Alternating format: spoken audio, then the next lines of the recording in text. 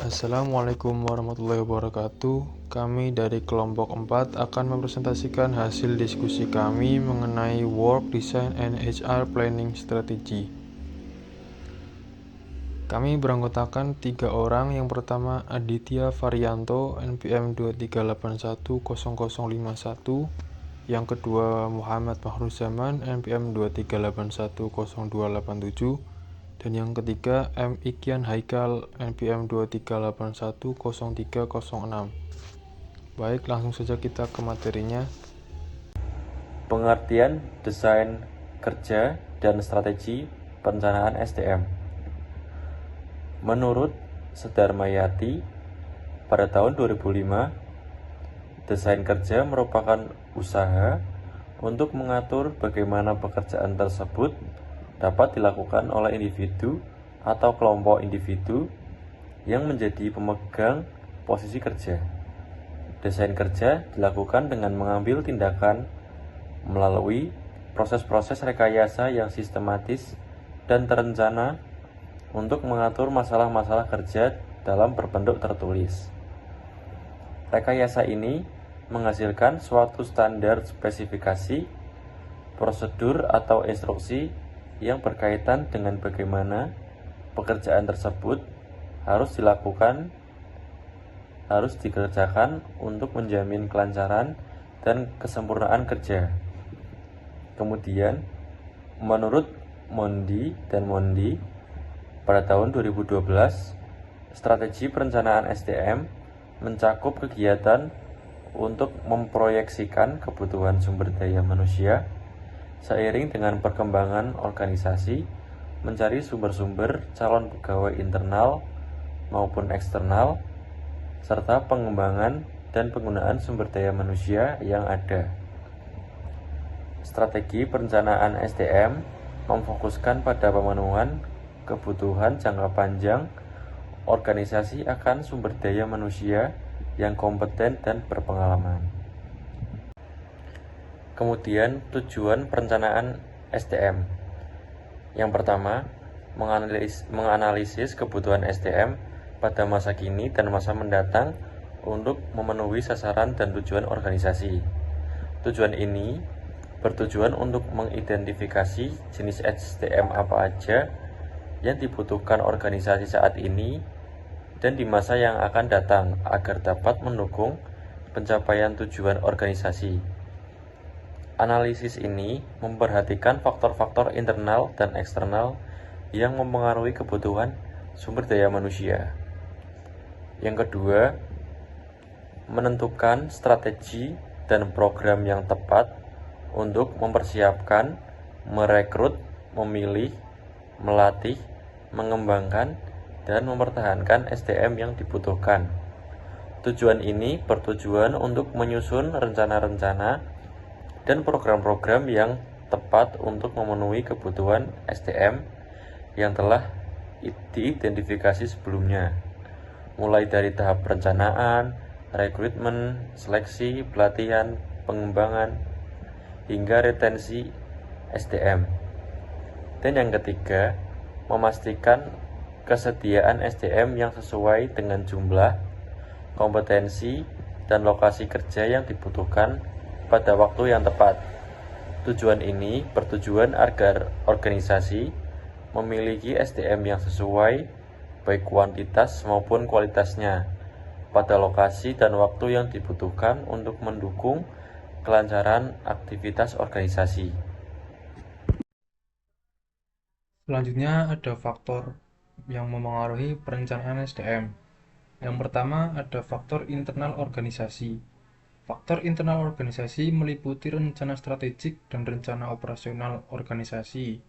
Rencana strategik organisasi merupakan arahan umum yang ditetapkan oleh manajemen untuk mencapai tujuan organisasi pada periode tertentu. Sedangkan rencana operasional merupakan tindakan praktis yang harus dilakukan untuk mencapai sasaran-sasaran yang tercantum dalam rencana strategik. Oleh karena itu, rencana SDM harus sejalan dan mendukung rencana strategik serta rencana operasional organisasi. Faktor internal lainnya adalah anggaran untuk SDM. Kemampuan sebuah organisasi dalam menyediakan anggaran untuk memperkerjakan SDM yang sesuai dengan kebutuhan sangat besar pengaruhnya terhadap perencanaan SDM. Perencanaan SDM tentu harus disesuaikan dengan kemampuan finansial organisasi. Selain itu juga meliputi peramalan pembiayaan, pengembangan organisasi, desain organisasi, dan desain pekerjaan. Pengembangan organisasi yang dilakukan tentu akan mempengaruhi kebutuhan akan SDM yang akan dibutuhkan di masa mendatang, maupun SDM yang telah dimiliki organisasi saat ini. Desain organisasi dan desain pekerjaan yang merupakan hasil penerjemahan rencana strategik dan perencana operasional juga secara langsung berpengaruh pada perencanaan SDM sebuah organisasi. Yang kedua ada faktor eksternal organisasi. Faktor eksternal meliputi kondisi ekonomi dan keuangan, persaingan industri, peraturan pemerintah, tren demografi, dan sosio-kultural. Keadaan ekonomi nasional maupun global secara keseluruhan turut mempengaruhi rencana strategis dan rencana operasional organisasi. Kondisi lama peraturan sosial, politik, dan hukum juga berpengaruh terhadap kegiatan perencanaan SDM. Perkembangan teknologi dan tingkat persaingan yang ketat di pasar juga mempengaruhi perencanaan SDM. Yang ketiga ada faktor personalia. Faktor personalia meliputi motivasi, sikap, minat, bakat, dan pengetahuan karyawan. Hal ini berpengaruh pada kestabilan sumber daya manusia sehingga perlu dicakup dalam perencanaan SDM untuk meminimalisir baik kelebihan atau kekurangan SDM di masa datang. Yang keempat ada faktor alam sekitar. Faktor alam sekitar berkaitan dengan perkembangan teknologi informasi dan komunikasi, perubahan lingkungan bisnis, dan globalisasi. Hal ini berpengaruh pada kebutuhan akan keterampilan dan pengetahuan baru bagi SDM di organisasi. Yang kelima ada faktor kinerja organisasi. Faktor kinerja organisasi meliputi tingkat produktivitas, kreativitas, inovasi, dan kemampuan pelanggan. Dan kepuasan pelanggan. Hal ini berpengaruh pada strategi dan kebijakan SDM guna mendukung pencapaian kinerja organisasi. Selanjutnya ada jenis-jenis perencanaan SDM.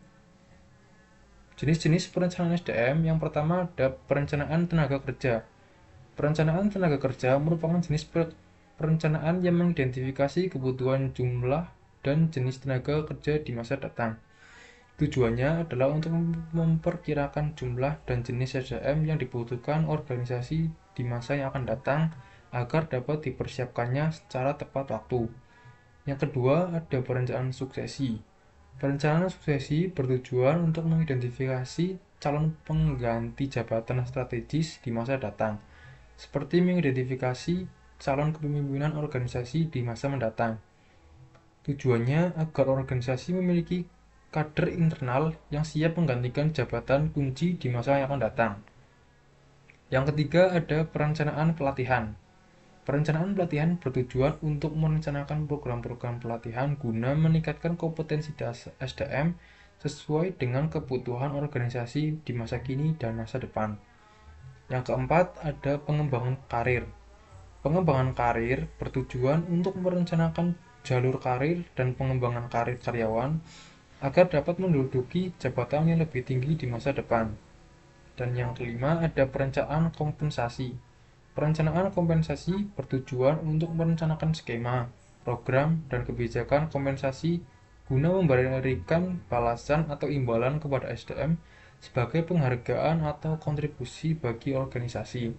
Dan yang terakhir ada perencanaan organisasi. Perencanaan organisasi bertujuan untuk merencanakan struktur organisasi dan sistem kerja sesuai dengan kebutuhan organisasi di masa kini dan masa depan.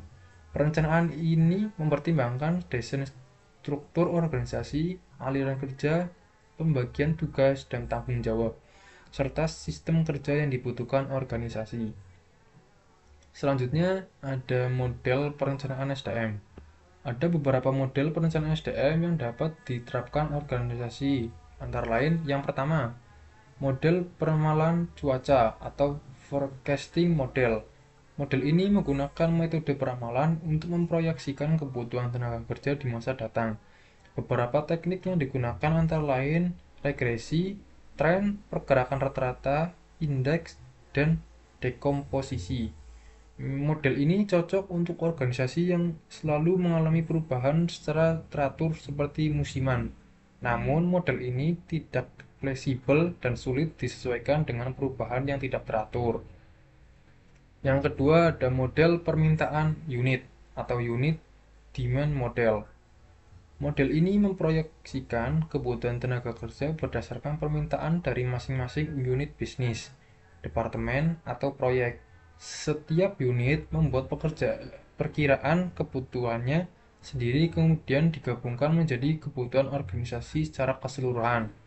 Model ini lebih akurat dibanding model peramalan cuaca, namun relatif sulit digunakan untuk organisasi besar dan rumit. Yang ketiga ada model permintaan organisasi atau organizational demand model. Model ini memproyeksikan kebutuhan tenaga kerja berdasarkan faktor-faktor yang mempengaruhi permintaan organisasi secara keseluruhan, seperti penjualan, pendapatan, laba, dan lain-lain. Model ini lebih mendasarkan pada data historis organisasi secara keseluruhan daripada unit-unitnya. Lebih mudah diterapkan untuk organisasi besar tetapi kurang fleksibel. Yang keempat, ada model permintaan berbasis kinerja atau performance based model. Model ini memproyeksikan kebutuhan tenaga kerja berdasarkan standar kinerja yang dicapai organisasi. Standar kinerja tersebut diukur berdasarkan output, produktivitas, mutu, biaya, dan target-target lainnya. Model ini paling fleksibel namun sulit diterapkan karena sulit mengukur standar kinerja secara kuantitatif. Yang kelima ada model perencanaan berjalan atau rolling planning model. Nah, model ini merupakan modifikasi dari model-model peramalan cuaca yang dilakukan secara berkelanjutan. Setiap kali ada perubahan, peramalan akan segera diperbarui. Model ini paling fleksibel karena senantiasa disesuaikan dengan perubahan, tetapi membutuhkan tenaga dan biaya yang besar. Selanjutnya ada langkah-langkah perencanaan SDM. Yang pertama ada analisis kebutuhan tenaga kerja masa kini dan masa depan. Yang kedua ada analisis sumber daya manusia yang tersedia.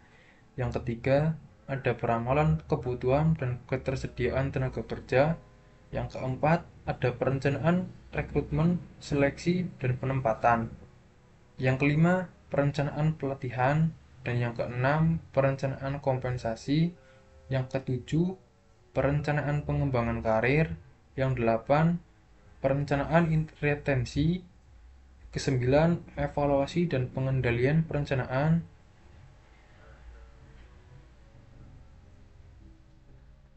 Ulang ya. Selanjutnya ada langkah-langkah perencanaan SDM. Yang pertama ada analisis kebutuhan tenaga kerja masa kini dan masa depan. Nah, yang kedua ada analisis sumber daya manusia yang tersedia. Yang ketiga ada peramalan kebutuhan dan ketersediaan tenaga kerja. Yang keempat perencanaan rekrutmen, seleksi, dan penempatan. Yang kelima perencanaan pelatihan. Yang keenam perencanaan kompensasi. Yang ketujuh perencanaan pengembangan karir. Yang kedelapan perencanaan retensi. Dan yang terakhir atau yang kesembilan evaluasi dan pengendalian perencanaan. Evaluasi perencanaan SDM. 1. Mengetahui sejauh mana perencanaan mampu mendukung strategi organisasi. 2. Mengukur tingkat kecocokan antara permintaan dan ketersediaan SDM. 3. Mengetahui efektivitas program-program yang dilaksanakan. 4. Mengidentifikasi masalah dan kendala dalam pelaksanaan perencanaan. 5. Melakukan perbaikan berkelanjutan terhadap proses perencanaan. 6. Membangun komitmen manajemen untuk mendukung perencanaan SDM. Manfaat perencanaan SDM. 1. Memastikan tersedianya SDM sesuai kebutuhan organisasi saat ini dan masa depan. 2. Meningkatkan efisiensi dan efektivitas organisasi melalui penggunaan SDM yang tepat. 3. Mengurangi biaya rekrutmen, seleksi, dan penempatan SDM. 4. Meningkatkan produktivitas dan kinerja organisasi. 5. Mendukung pencapaian tujuan dan sasaran organisasi. 6. Memperkuat daya saing organisasi di industri. 7. Mengurangi ketidakpastian dan risiko organisasi akibat perubahan lingkungan. Kendala perencanaan SDM.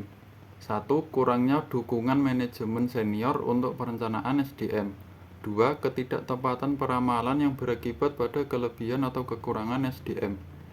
3. Berubahnya lingkungan bisnis yang sulit diprediksi. 4. Kurangnya data dan informasi yang relevan untuk perencanaan. 5. Tingginya tingkat pergantian SDM yang sulit dikendalikan. 6. Banyaknya faktor eksternal yang sulit diantisipasi.